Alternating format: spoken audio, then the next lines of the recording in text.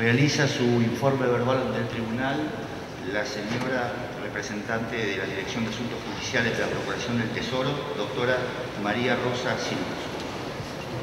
Buenos días. Primero, mis disculpas del Procurador del Tesoro, que no se sentía bien de salud y le resultó imposible concurrir. Después, mil disculpas por mí, porque estoy muy nervioso, porque hace 5 minutos no sabía que tenía que estar acá para exponiendo. La problemática de este caso, como ustedes saben bien, se ha circunscrito a 2 artículos del decreto 1204, que son los artículos 3 y 5. Esos artículos no pueden descontextualizarse muchas veces de todo lo que es para el Estado el reconocimiento de una matriculación, de un registro y del ejercicio de funciones que hacen a la abogacía pública.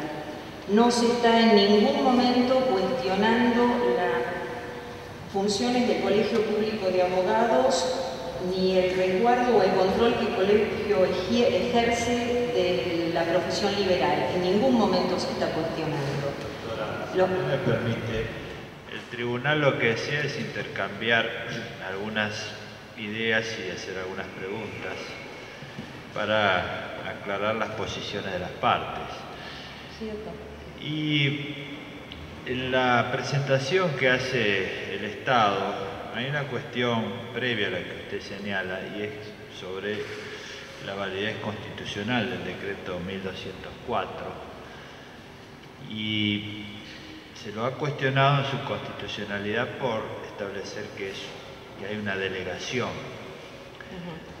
¿Cuál es la opinión de ustedes al respecto? El gobierno de la matrícula, como toda la estructura que implicó la creación del Colegio Público de Abogados, fue una delegación de competencias que el Poder Legislativo hizo en una persona jurídica pública no estatal como es el Colegio Público, pero eso se circunscribió al gobierno de la matrícula y al resguardo de la abogacía pública.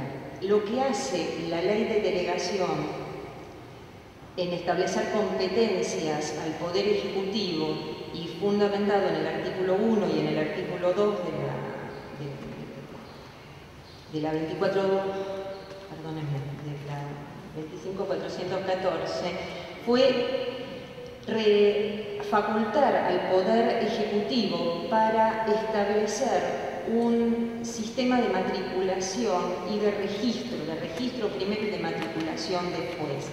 O sea, nosotros tenemos dudas sobre la constitucionalidad.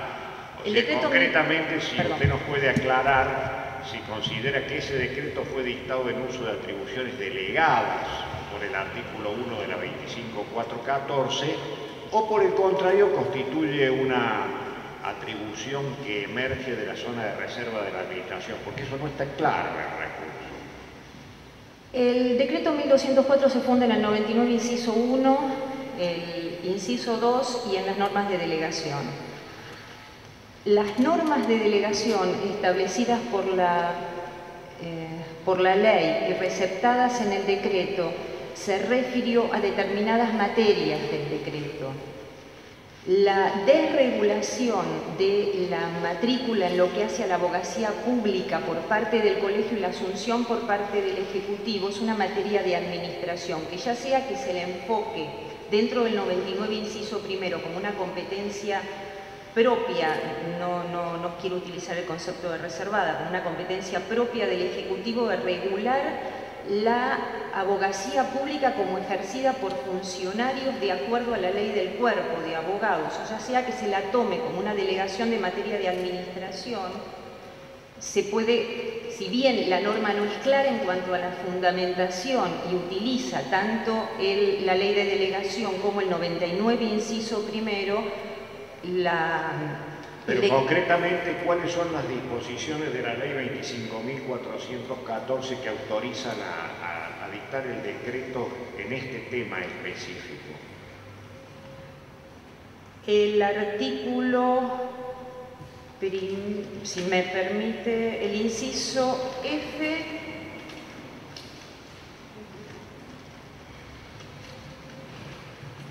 me va a disculpar que no encuentre la norma en este momento.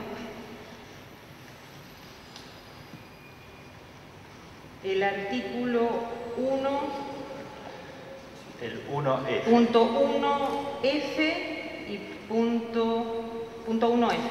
Sí. El artículo 1F es el que te está refiriendo. Ahí el problema es que si hay una delegación clara, precisa, limitada, o no la hay, o si es un ámbito de competencias propias. Esta es la primera cuestión que también le planteó el doctor Maqueda. ¿Podría aclararnos bien la posición del Estado ahí? Si además esta ley tiene relación con la emergencia económica. Sí. ¿Sí? Con relación al bono específicamente tiene una relación directa con la emergencia económica. ¿Usted recordará más o menos de qué época es esta ley? Del 2001, fin del 2001. La otra parte sostiene que ya no hay más esa misma emergencia. Y que no hay un impacto sobre las arcas del Estado. ¿Cómo explica eso? Ustedes conocen mucho más que yo que la emergencia no es algo estática, la emergencia son situaciones que se van modificando y es cierto que cuando ¿Esta sería otra emergencia? No. La emergencia del corralito obviamente excedió en lo que hace al bono todas las previsibilidades del Estado, pero la cartera litigiosa del Estado no se ha visto disminuida, ni siquiera post-corralito, porque existen determinadas modificaciones de la estructura primigenia de las demandas de corralito que no han visto disminuidas las variables de emergencia. Perdóneme, concretamente esta ley, la 25414, que yo tengo aquí en mis manos, fue sancionada el 29 de marzo del 2001, o sea, bastante antes del corralito. Esto es lo que se denominó la ley de superpoderes en la época que Caballo era ministro de la Rúa. Yo voy a ir concretamente al caso, o sea, el 1F, el artículo 1 dice: facúltase al Poder Ejecutivo Nacional al ejercicio de las siguientes atribuciones hasta el 1 de marzo del año 2002. Primero, materias determinadas en su ámbito de administración. Y el F dice: con el objeto exclusivo de dar eficiencia a la administración, podrá derogar total o parcialmente aquellas normas específicas de rango legislativo que afecten o regulen el funcionamiento operativo de organismos o entes de la administración descentralizada. Bueno, y luego sigue. O sea, ¿usted cree que esto que está dado en base al principio de emergencia, como decía el doctor Lorenzetti recién, o sea, faculta al Estado Nacional, en este caso al Poder Ejecutivo, para dictar una normativa específica con respecto a los abogados del Estado? La normativa específica que hace a la regulación de la función pública que desarrollamos los abogados del Estado, al gobierno del registro y al control del abogado del Estado, tiene que ver con las características específicas que hacen a la abogacía pública. El abogado público es un funcionario público que está sometido al Estado por un régimen. Discriminando las cuestiones. Un aspecto es la relación del Estado con su abogado. Sí. Eso está claro. Ahora, aquí estamos hablando de una obligación que tiene el abogado de pagar un bono, de matricularse y de someterse al poder de policía del colegio. La ley de colegiación no distingue claramente entre abogacía pública y privada, justamente porque es una relación del abogado con el colegio. No estamos hablando de la relación del abogado con el Estado. No estamos estamos hablando solamente, estamos hablando de estructuras distintas. La relación del abogado con el colegio público es en tanto ejerce la profesión liberal. En tanto el abogado ejerce la profesión liberal, está controlado absolutamente por el colegio como lo está por los jueces. En tanto el abogado incumple alguna de las obligaciones ante el tribunal, está controlado por los jueces y controlado... Sí. ¿El abogado del Estado puede defender intereses privados como abogado? Algunos, muy pocos. El abogado del Estado tiene gran cantidad de incompatibilidades. Si el decreto 1204 del año 01 le prohíbe el ejercicio de la profesión de abogado de los asuntos particulares, nosotros no podemos actuar en los juicios. No, solamente el procurador y el subprocurador tienen la suspensión de la matrícula. El resto de los abogados del Estado, por otras normas, tenemos una gran gama de incompatibilidades. Ahora, otra cosa, ¿usted cree que un decreto puede derogar una ley?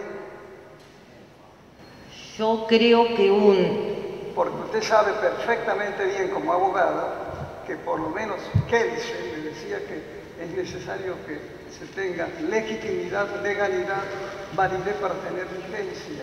¿Cómo va a tener vigencia algo que derogue una ley, un decreto derogando una ley? Yo creo que el ordenamiento jurídico está por debajo de la ley. Por supuesto que el decreto es infralegal. El decreto delegado se manifiesta y tiene que ajustarse a lo dispuesto por el 76 de la Constitución, pero también el decreto en algunas materias lo que está haciendo es regular... Y aún los decretos por delegación se pueden dictar. Esos decretos no pueden derogar una ley. Y evidentemente lo ha hecho. Yo como abogada estoy matriculada, por ejemplo, pero estoy matriculada porque tengo un caso que no me es incompatible con el ejercicio de la profesión. Bueno, esa es la clave de todo esto. En eso, el Estado no le impide a sus abogados que ejercen la profesión en materias no incompatibles Entonces, que estén matriculados, para nada. Usted debe reconocer entonces que el abogado tiene que pagar los bonos y estar matriculado. Tiene que pagar el bono en el juicio, doctor, en el que ejerce como abogado libre, sometido a un... Claro, discúlpeme, pero para eso necesita estar inscrito en la matrícula. Únicamente, y ustedes saben que los bonos son identificados ahora con relación al profesional en el ejercicio de la profesión. Yo no podría, por ejemplo, litigar como abogada del Estado, litigar contra el Estado Nacional, salvo en una materia propia, litigar contra la provincia, litigar contra municipalidades.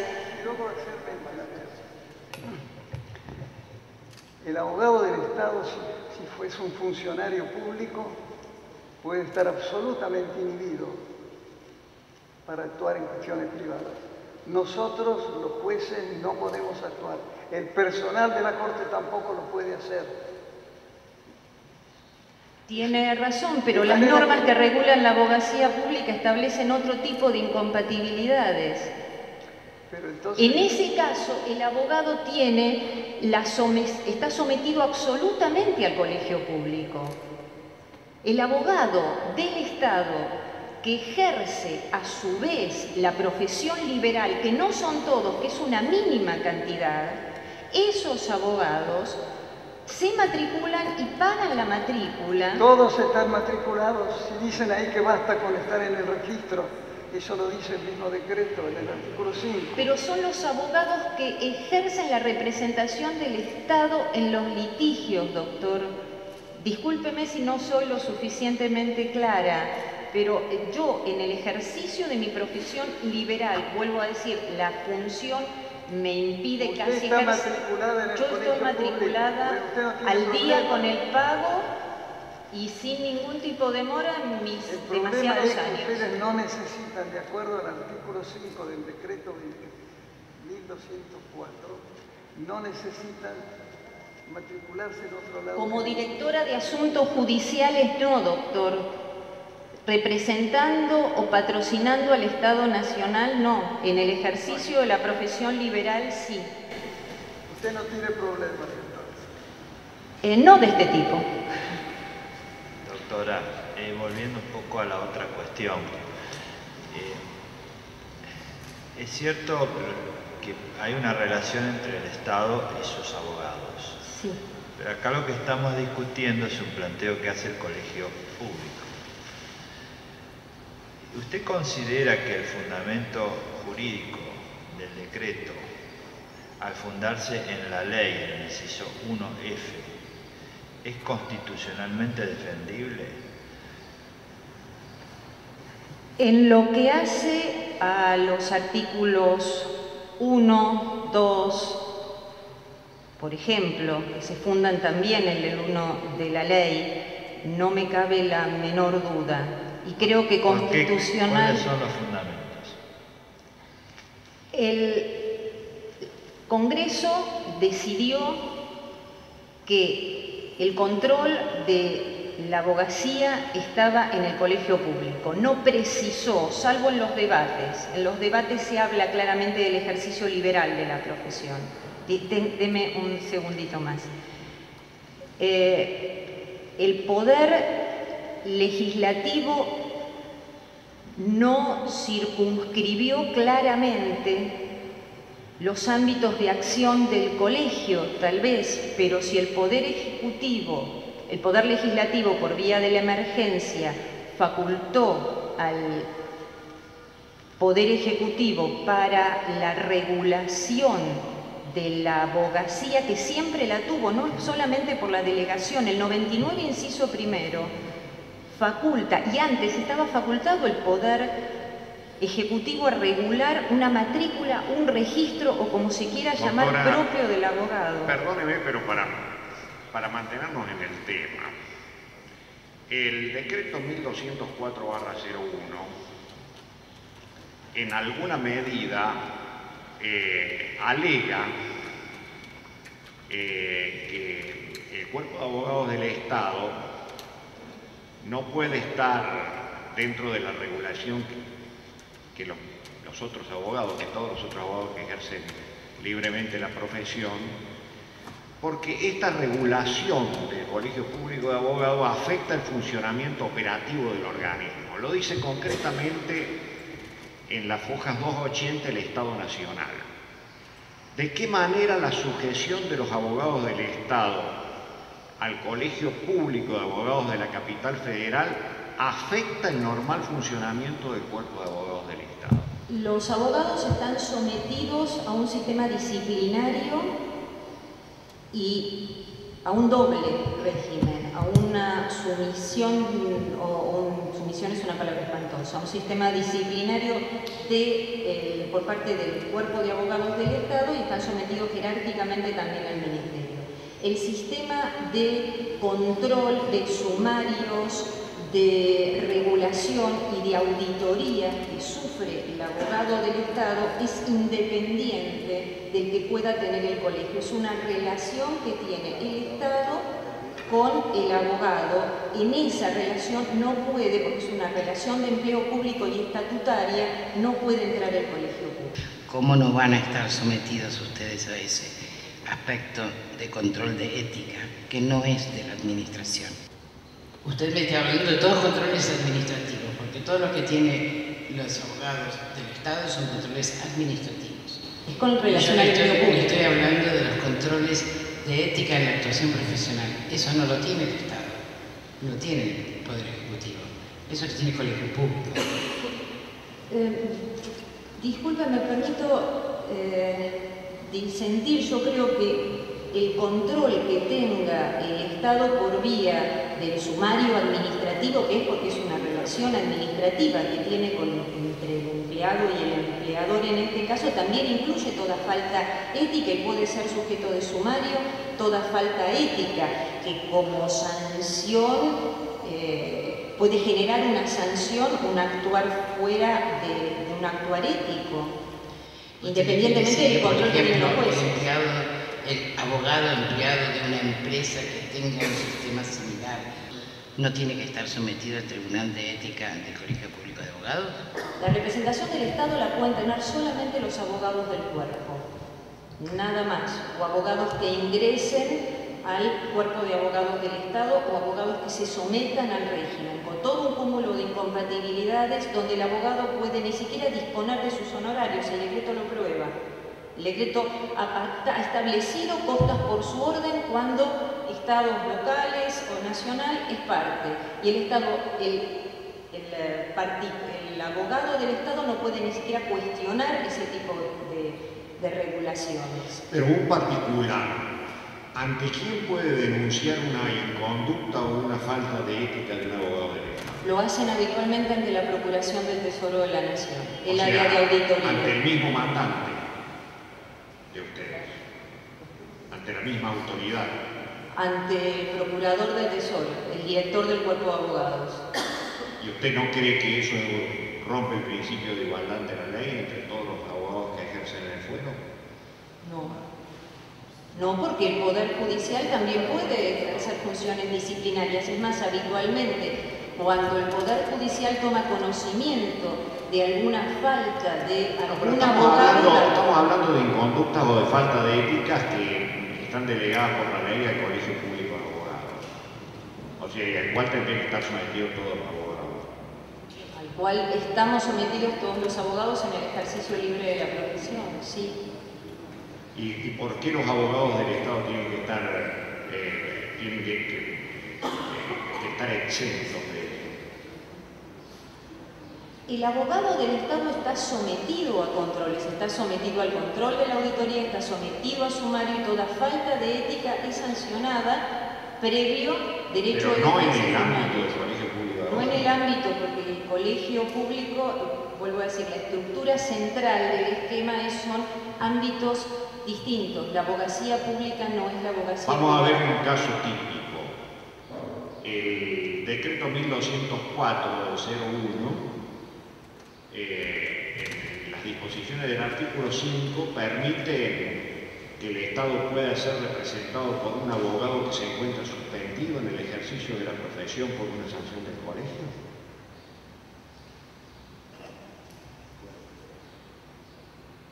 Me mató. Tengo que pensar, a ver, esperen un poquito.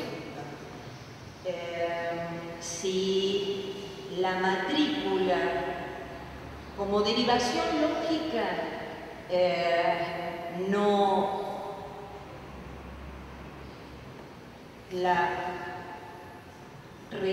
la información que el colegio suministrara al Estado del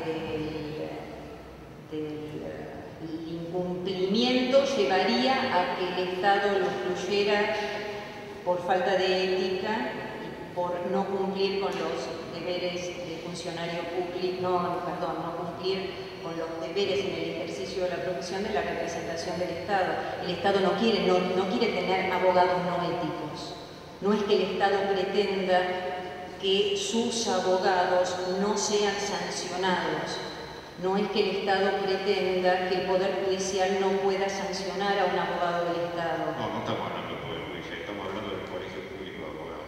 Si el Colegio Público, por el ejercicio de la actividad privada, priva de la matrícula a un abogado, el Estado, no creo, estoy hablando de creo, no puedo hablarle de una norma expresa, tendría que incluir la sanción dentro de algunas irregularidades que hacen al ejercicio de la función propia y no permitirle la representación del Estado.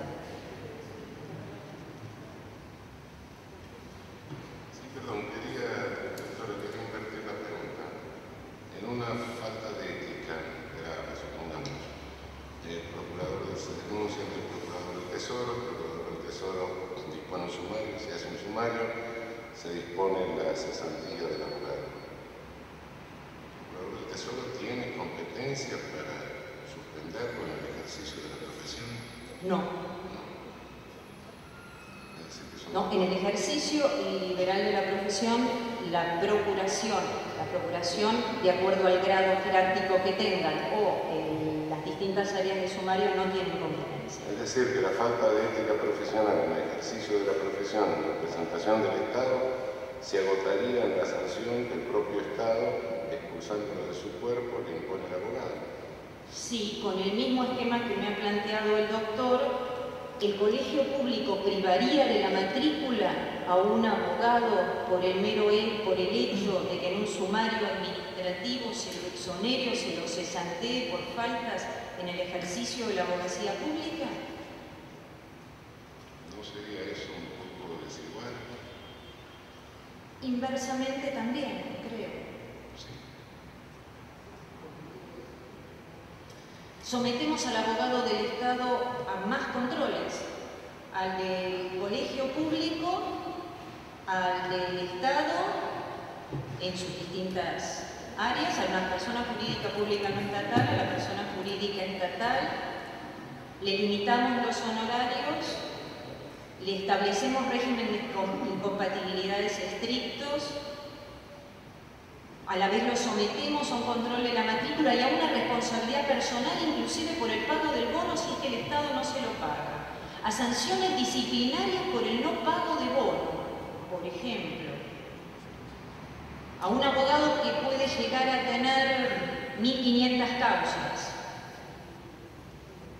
El colegio lo puede remitir al Tribunal de Disciplina por el no pago de bono porque es personal.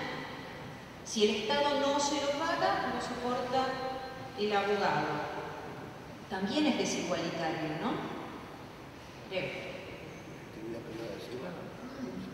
El abogado particular, si no le gusta un caso, no lo toma. El abogado del Estado toma los casos que el Estado le da. Puede hacer objeción de conciencia, por supuesto. También puede dejar de trabajar para el Estado, ¿sí? Señora, le voy a plantear otro caso que no es irreal. Es decir, que puede existir o que puede estar existiendo en este momento. Los abogados del Estado demandan a las empresas automotores, a todas. Le contestan la demanda y luego desisten de la acción porque consideran que se equivocaron. Eso lo va a pagar al pueblo, porque los honorarios que tienen regulados son de millones. ¿Quién los paga? Los abogados del Estado no pueden desistir ni pueden iniciar Lo pueden acciones por desistir sí. porque no han desistido. Para eso es el funcionario político, conforme el decreto 411, el que tiene competencia, no solo para darle la orden al abogado del Estado para que inicie un juicio, sino para que desista. El abogado no decide. El abogado del Estado es, suena espantoso decirlo así, pero somos algo parecido a un instrumento. Bueno, donde han desistido. Bueno, después me dice ¿Quién paga los que honorarios a ese pueblo? Perdóneme. El pueblo, nosotros pagamos honorarios, todos nosotros, toda la población paga los honorarios de millones de pesos que están pidiendo. Yo no puedo hablar que de... no es un caso hipotético. No, doctor, le entiendo. El tema es que el No puedo darle abogado... la carácter. El abogado no decide, es el funcionario con competencias políticas el que decide. El abogado no decide ni siquiera sobre sus honorarios. El abogado del Estado no decide. Me parece que seguimos con un poco de confusión conceptual acerca de la relación que existe entre el Estado y sus abogados con el poder disciplinario en el orden administrativo que tiene el Estado sobre sus abogados, al cual usted refiere, y el planteo del caso ante la Corte, que no es ese, sino es la razón por la cual se excluye del control de la matrícula a los abogados del Estado. Entonces, ¿cuáles son las razones? Usted explicó que consideraba que había razones, por un lado, que eran la diferencia entre la abogacía pública y privada. Pero además lo ha fundado en una norma del año 2001 que delega en el Ejecutivo, y lo que no nos ha explicado, me gustaría preguntarle, es si esas razones económicas y de eficiencia subsisten hoy, porque no hay una cuantificación de lo que es el costo económico o de las dificultades de funcionamiento, eso no está explicado. Y hay una verdadera delegación por causa de emergencia del Congreso al Ejecutivo. ¿Usted considera que eso es constitucionalmente defendible? Este es el punto que tiene la Corte hoy a juzgar. Yo considero que 99 inciso 1, vuelvo a decirlo, faculta al Poder Ejecutivo para contemplar a los abogados que ejercen la abogacía pública, como además lo vienen haciendo las otras leyes. Es decir, la ley del Cuerpo de Abogados del Estado, la ley del Ministerio Público en el artículo 66, todas han regulado la abogacía pública. En el decreto 1204/01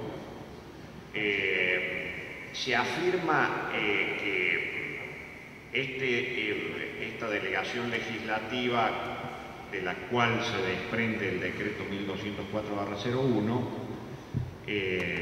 tiene como objetivo apartar a los abogados del Estado de la sujeción del Colegio Público de Abogados, y vuelvo a repetirle algo que le dije recién, porque se afecta el funcionamiento operativo del organismo. ¿En qué se afecta el funcionamiento operativo del organismo?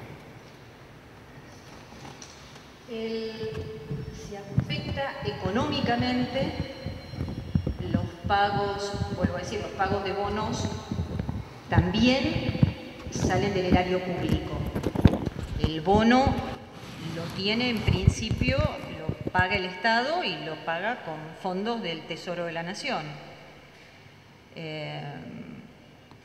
Fundamentalmente la norma tiene una relación en lo que hace al bono de materia estrictamente económica. ¿Usted cree que el bono es una carga tributaria? No, es una tasa. Por eso tampoco se entiende mucho y por eso todo parte de la división entre abogacía pública y abogacía privada. El bono está dentro del artículo 51 de la ley del colegio público. Si el bono presta un servicio al abogado libre y presta un servicio al Estado todo con el gobierno de la matrícula. Si el abogado del Estado está fuera de ese esquema, no tiene lógica que el Estado mismo abone el bono. No sé si soy del todo clara. Los fondos del colegio se conforman, entre otros, por la matrícula y por el bono. Desde el año 2001 hasta la fecha, ¿se podría precisar la reducción de costos que supone para el Estado el no pago del bono? Yo no lo puedo hacer en este momento, puedo comprometerme a solicitarlo a los organismos, a cada uno de los servicios jurídicos, como para arrimarle lo más rápido posible a la Corte esa información. ¿Cuál es el perjuicio? El cúmulo de causas que tiene el Estado estará rondando, y discúlpeme, mi área no es auditoría, pero debe estar más del 1.000.000 de causas. No sé a cuánto está el bono. ¿Cuánto está el bono? ¿Cuánto? Bueno, está mucha plata, lo multiplican por 1.000.000 de causas y es un montón de plata. Y por ahí yo no lo dije claro, el 51 dice cómo entra la plata, cómo se financia el colegio. El colegio se financia para atender a sus fines, se financia con el bono lo paga el Estado subsidia al colegio, algo así parecería. Es una tasa con una contraprestación por lo que presta el colegio, pero si la abogacía pública está separada... Doctora, la Corte considera ya suficiente y le agradecemos su participación. Y les agradezco yo la paciencia y discúlpenme las imprecisiones que he podido tener. Realiza su informe al tribunal el representante del Colegio de Abogados de la Capital Federal, doctor Jorge Rizzo. Señor presidente, señor ministro, buenos días. El colegio está más que satisfecho por la composición de esta audiencia porque son todos abogados que han ejercido la profesión y conocen el tema de la colegiación, creo que bastante mejor que incluso nosotros. Voy a cambiar la línea argumental de acuerdo a cómo se ha desarrollado audiencia. Tengo que remitirme necesariamente al decreto del año 92, 2293, por el cual, a instancias del ministro por entonces de Economía, el doctor Cavallo, se endiligaron a los abogados todas las culpas de los males que pasaban en la Argentina. Recordarán los señores ministros que se hizo una acusación directa contra los abogados por la famosa industria del juicio y una acusación velada o indirecta contra el Poder Judicial, que era el socio de los abogados dictando sentencias en estos casos de industria del juicio.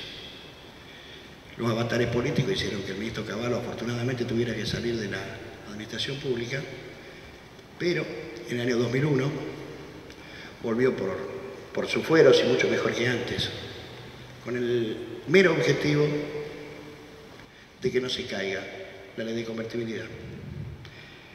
La ley que estamos tildando o tratando de estudiar es anterior a las cuestiones del corralito, es de marzo, como bien señalaba el doctor Maqueda, cuando las cuestiones del corralito son de diciembre, más precisamente del 12 de diciembre, si no me falla nada. Del 1 de diciembre empezamos con el tema del corralito.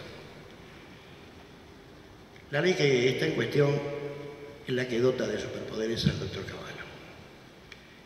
Esta vez, con esa hazaña que tiene el contador Cavallo contra los abogados, ante no haber podido destruir los colegios públicos en cuanto a la competencia que tienen para controlar su matrícula y la potestad disciplinaria, creo que es un síntoma o un elemento indiscutible de lo que es la forma de Estado federal, el control de la matrícula y poder disciplinario que tienen los colegios a nivel provincial y de la capital federal. Esta vez fue directamente por sus arcas, para tratar de dinamitarlos. El colegio público se mantiene con una matrícula anual y una contribución instituto personal de los abogados que tienen que ver con el bono de derecho fijo.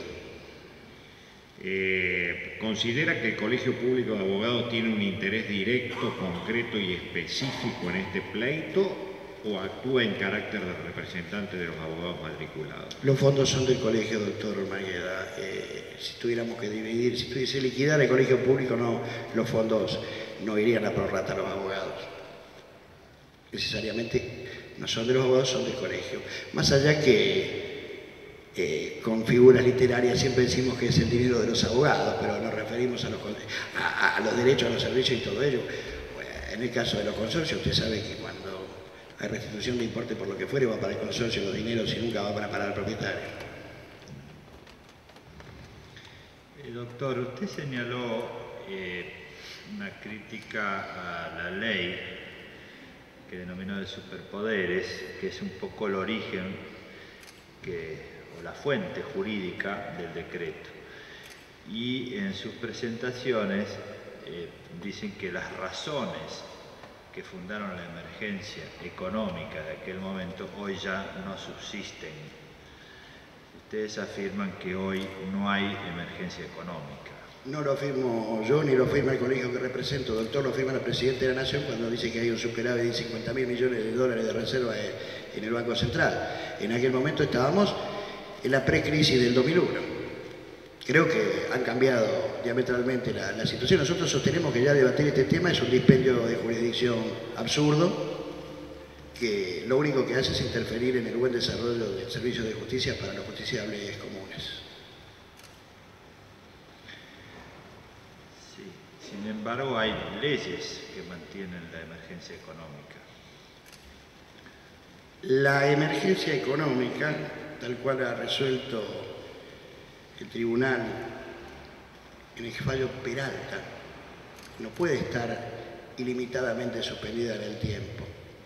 Estamos en emergencia económica desde 1922 con el fallo Ercolano.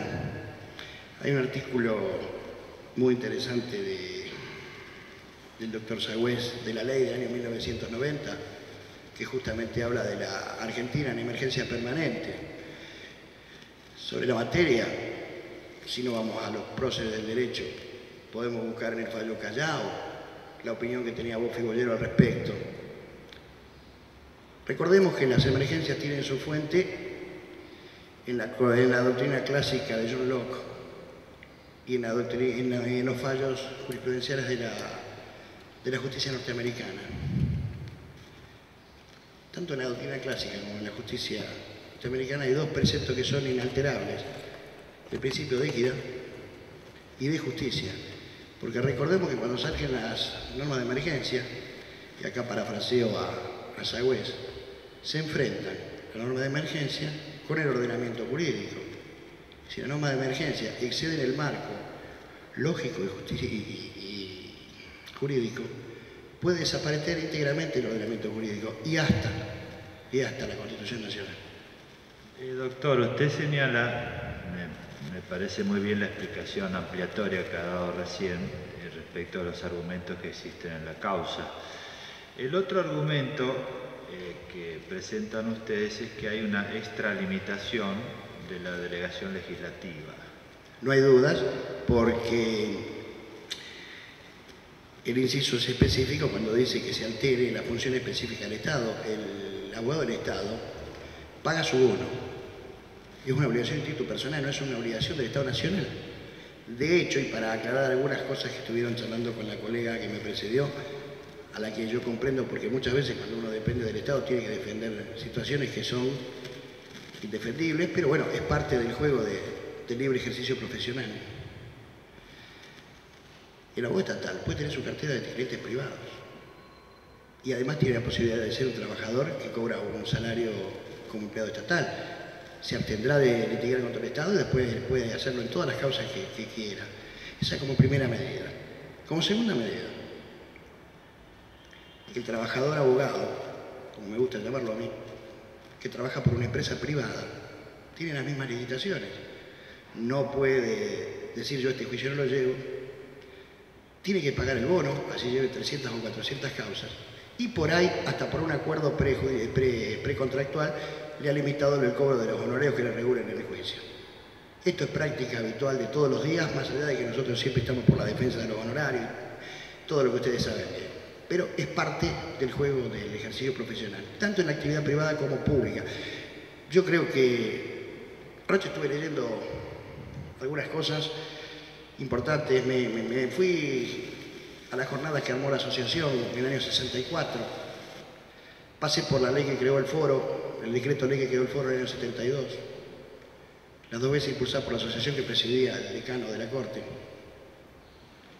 Y distinguir entre abogacía pública y privada realmente me causaba escozor, porque es atentar arteramente contra el artículo 16 de la Constitución Nacional y el 75, inciso 22. Lo que nos costó hacer el Colegio Público de Abogados. Hablaba del año 64, yo nací un año antes, en el 63. Esto viene desde el 26 de junio de 1934.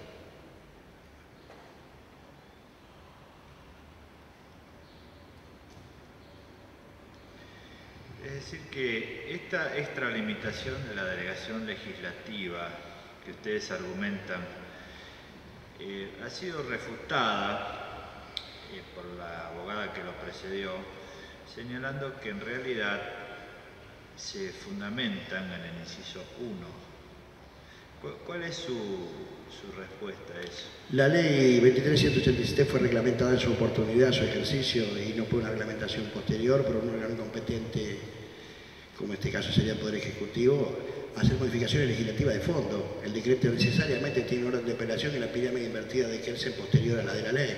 Está para reglamentar la ley, no para sustituirla. Creo que es primer año de la facultad de introducir al derecho puntualmente. Sí, en función de lo mismo que le pregunté a la doctora, me gustaría saber de qué forma hoy, con la vigencia del decreto 1204, el Colegio Público de Abogados ejerce sus funciones disciplinarias respecto de los abogados del Estado. De la misma forma que con cualquier abogado en lo que se refiere a la actuación en el ámbito judicial. La relación administrativa está regida por las normas administrativas de empleador y empleado. De hecho, en la empresa privada se rige por el derecho del trabajo. Relación entre empleador y empleado. En el ámbito civil, por el 1113. En lo que hace a la actuación judicial del abogado, están regidas por las normas éticas que crea la 2387. De hecho, ustedes conocen y saben bien que el colegio es mucho más ambicioso y pretende la derogación del artículo 45 del Código Procesal.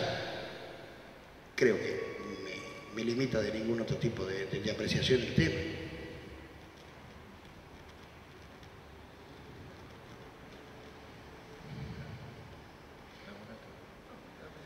Bueno, doctor, le agradecemos su participación y la Corte da por terminada esta audiencia. Gracias, buenos días.